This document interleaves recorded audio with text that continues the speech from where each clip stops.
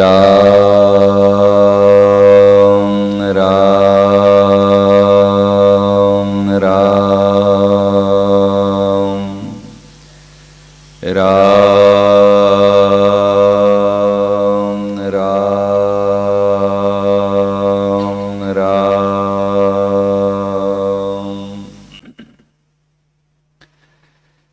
श्रद्धेय स्वामी जी महाराज के श्री चरणों में सभी साधक साधिकाओं के तरफ से हार्दिक प्रणाम। सभी सत्संग प्रेमी भाई बहनों को सप्रेम हरिस्मरण।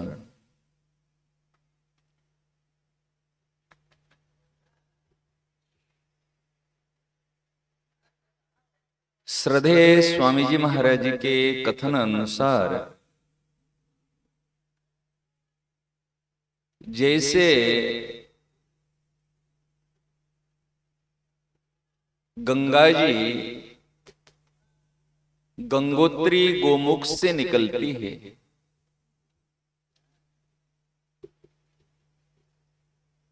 और अविराम गति में चलती रहती है, चलती रहती है, चलती रहती है, रुकती नहीं कहीं, रुकने के मन में भी नहीं आती है। कारण क्या है? कारण गंगा जी एक लक्ष्य को लेकर निकलती है, एक उद्देश्य को लेकर निकलती है। वो उद्देश्य लक्ष्य क्या है? जाकर के अपना प्रेमास्पद गंगा सागर के साथ में मिलना। नदी जब चलती है जाकर के सागर के साथ में मिलती है। यदि नेट ठीक हो गए तो फिर मैं रुक जाऊं, महाराज जी की वाणी चला दे।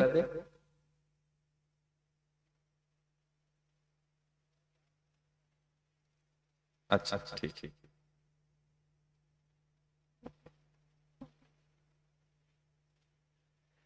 नारायण नारायण नारायण नारायण नारायण। ठीक है। हाँ।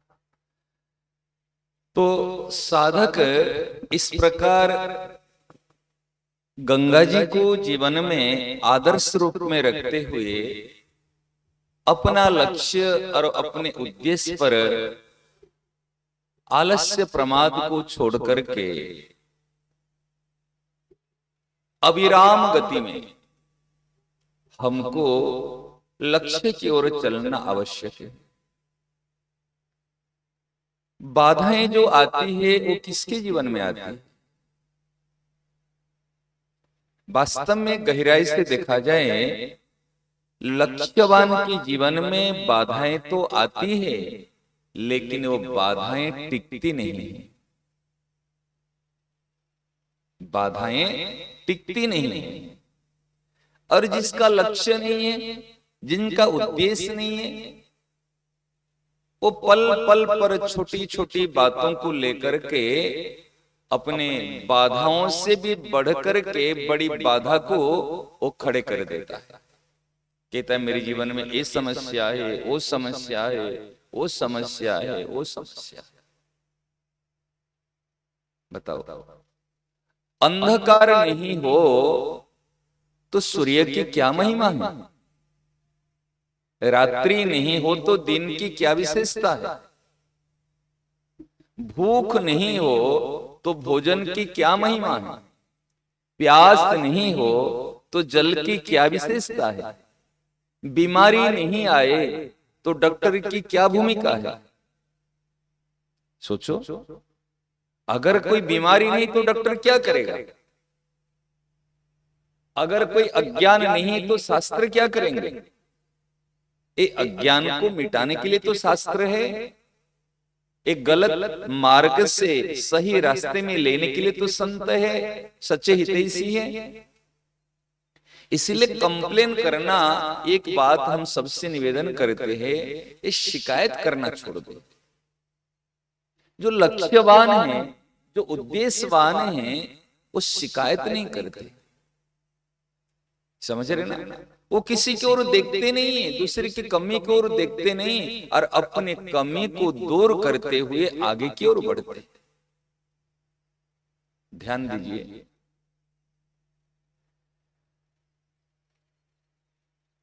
परीक्षित जी के जीवन में विपत्ति आई। क्या विपत्ति आई?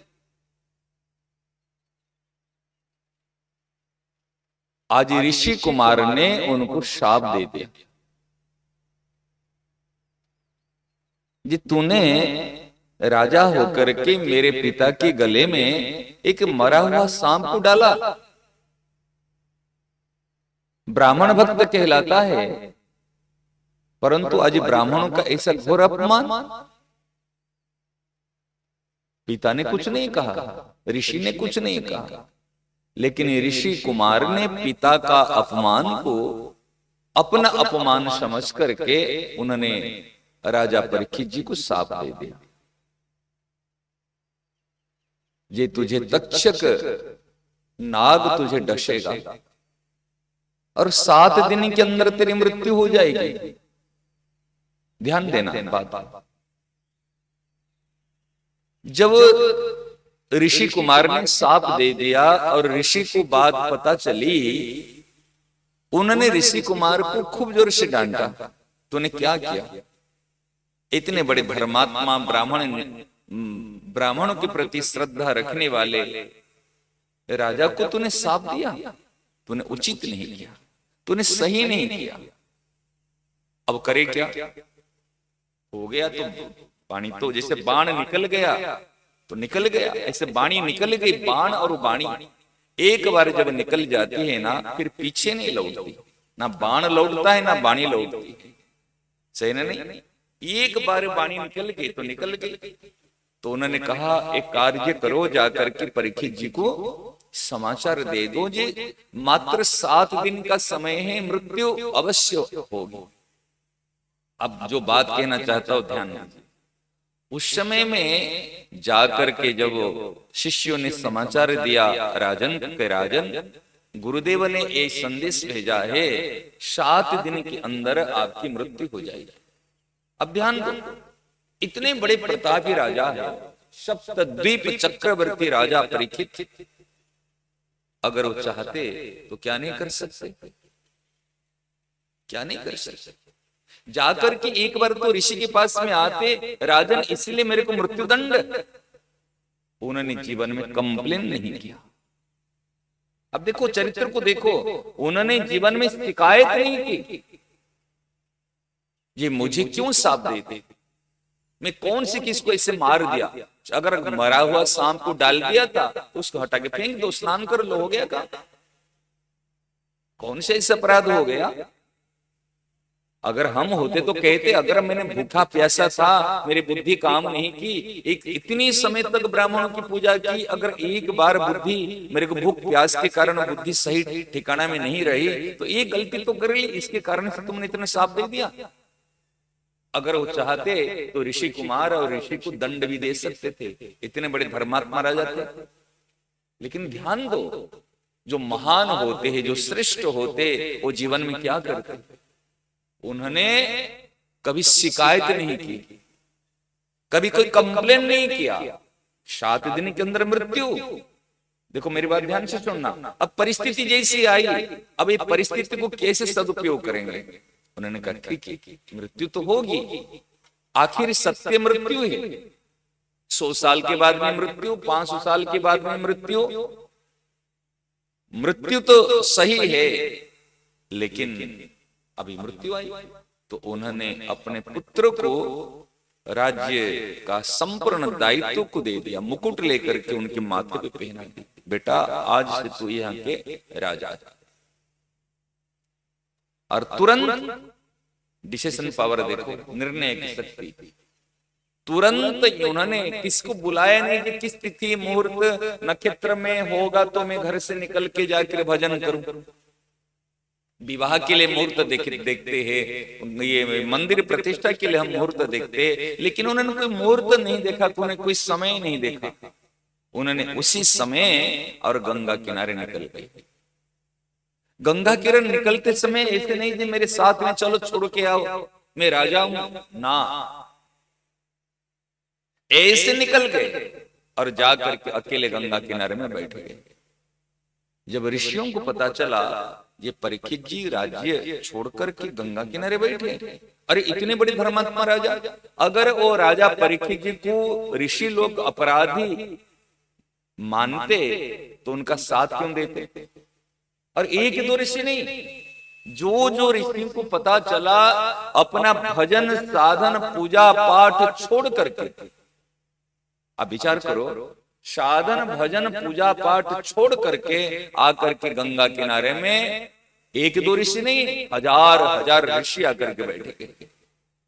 और सब जो अपराधी कहते परीक्षित जी महाराज जी के पक्ष में हैं, कहते रहे हे ऋषियों, मैं जीवन में मेरे पास में इतनी मात्रा समय है तो मुझे बताइए ये मरणासन स्थिति में रहने वाला मनुष्य का क्या कर्तव्य है? उन्होंने नहीं कहा जी मेरे को 7 दिन के अंदर मृत्यु होगी तो मुझे कोई उपाय बताओ जो मृत्यु टल जाए। मेरी बात को ध्यान दें, उन्होंने पहली बात तो उन्होंने शिकायत नहीं की, ये साफ क्यों दे दिया, हाँ मैंने अपराध की तो मेरे को दंड मिला।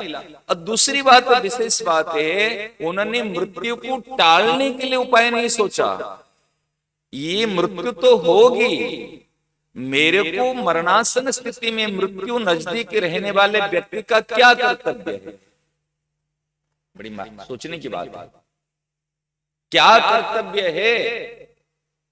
लेकिन हम क्या करते हैं, अगर कोई परिस्थिति आई, कोई घटना आई, कोई समय आया, उसको टालना चाहते हैं, ये टल जाए, ये टल जाए, परिस्थिति को परिवर्तन करना चाहते हैं, लेकिन परिस्थितियों का सदुपयोग करना नहीं चाहते।